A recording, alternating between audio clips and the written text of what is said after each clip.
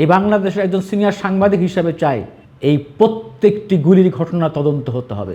বেঈমানি যারাই করবেন তারা আবার বিশ্বাসঘাতক মীর জাফর হিসাবে চিহ্নিত হবেন।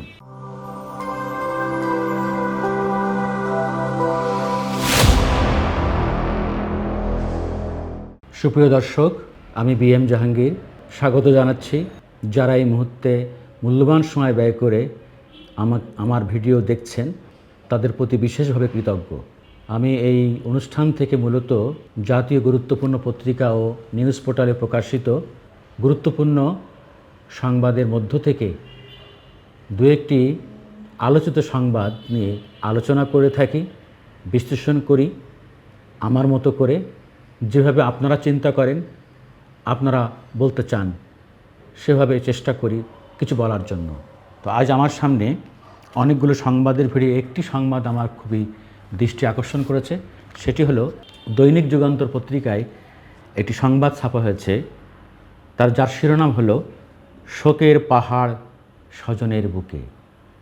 মাসুম বাচ্চারা যে এই ছাত্র জনতার এই রক্তাক্ত আন্দোলনে, রক্তাক্ত বিজয়ে যে কয়েকশো ছাত্র, শিশু, যুবক, সাধারণ মানুষ এবং কিছু পুলিশও মারা গেছে, তার মধ্যে যে মৃত্যু সবার মনকে নাড়া দিয়ে গেছে, সবার অশ্রুসিক্ত হয়েছে, মাসুম বাচ্চা, নিষ্পাপ বাচ্চা মারা গেছে 32 জন। সংখ্যাটা অনেক। যুগান্তর আজকে এটি খুবই গুরুত্বপূর্ণ কাজ করেছে। তারা ছবিসহ এই সব বাচ্চাদের অভিভাবকের সাথে কথা বলেছে। এটা নিউজটা লিখেছে যুগান্তরের সিনিয়র রিপোর্টার হক ফারুক আহমেদ। খুবই চমৎকার লেখা। ছবিগুলো আহাদ 4 বছরের শিশু, রিয়া 6 বছরের, হুসাইন 10 বছরের, সামির 11 বছর, মোবারক 13 বছর, তাহমিদ 14, ইফাত 16, নাইমা 16, এরকমই বয়স সব শিশু। আমি একটু 2 লাইন পড়তে চাই এখান থেকে। কোমলমতি শিশুরা ছিল বাবা মায়ের কোলে, নিজের ঘরে, বাসার ছাদে, নিরাপদ আশ্রয়ে। তবু সহিংসতার বুলেট এফোড় ওফোড় করেছে কারো মাথা, কারো বুক। আন্দোলন দেখতে রাস্তায় নেমে কিংবা স্কুলের বন্ধুদের সঙ্গে ইউনিফর্মে, শিক্ষার্থী ভাই বোনদের সঙ্গে একাত্মতা জানাতে গিয়ে হয়েছে লাশ।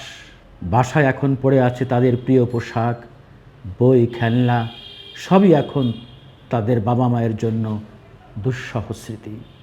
সবই এখন কষ্টের স্মৃতি, যা তারা বয়ে বেড়াবেন বাকি জীবন। কোটা সংস্কার আন্দোলনে, ছাত্র জনতার গণ অভ্যুত্থানে জনতার বিজয় হলেও অনেক লাশের ভিড়ে সেখানে মিশে আছে কোমলমতি অবুঝ শিশুদের রক্ত। তাদের বাবা মা, ভাই বোনদের একটাই প্রশ্ন, ওরা তো নিষ্পাপ ছিল, তাহলে কেন তাদের প্রাণ দিতে হলো?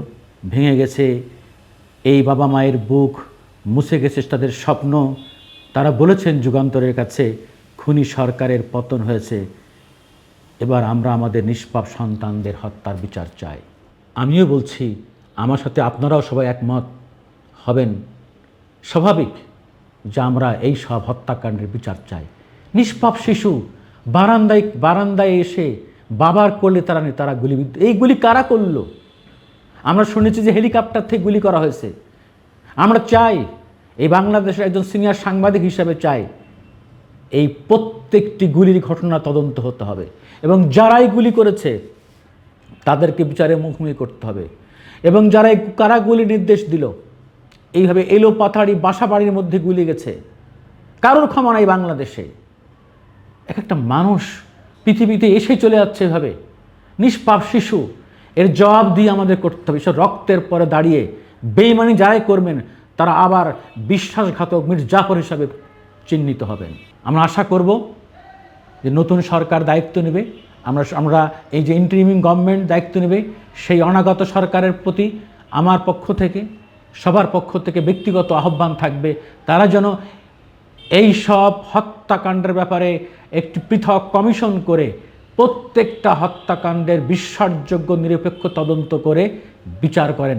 তো বাংলাদেশের মানুষ, সারা বিশ্বের মানুষ তারা জানতে পারে, তারা বুঝতে পারে যে বাংলাদেশে একটি সরকার আছে, একটি গুড গভর্নেন্স আছে, যারা এই বিপ্লবীদের হত্যাকাণ্ডের বিচার করেছে। আজকে এই অনুষ্ঠান থেকে এইসব বিপ্লবীদেরকে স্যালুট জানাতে চাই, যারা দেশের জন্য, দেশের গণতন্ত্রের জন্য নিজের জীবনকে উৎসর্গ করে দিয়ে গেছে। একই সঙ্গে বলবো যে আমরা অনেক ভাই বোন হাসপাতালে আহত অবস্থায় আছে, অনেকে অন্ধ হয়েছে, করুন, সারাটা জীবন তাদেরকে অন্ধত্ব বরণ করে চলতে হবে। প্রত্যেকটা ঘটনার বিচার হতে হবে। এই সররা গুলিতে এবং বুলেটে অনেকে চোখ অন্ধ হয়ে গেছে। সারাটা জীবন আমি আমার দাবি থাকবে এই অনুষ্ঠান থেকে সরকার প্রত্যেকটা আহত এবং অন্ধ যারা হয়েছে তাদের সারা জীবনের দায়িত্ব রাষ্ট্র নিতে হবে।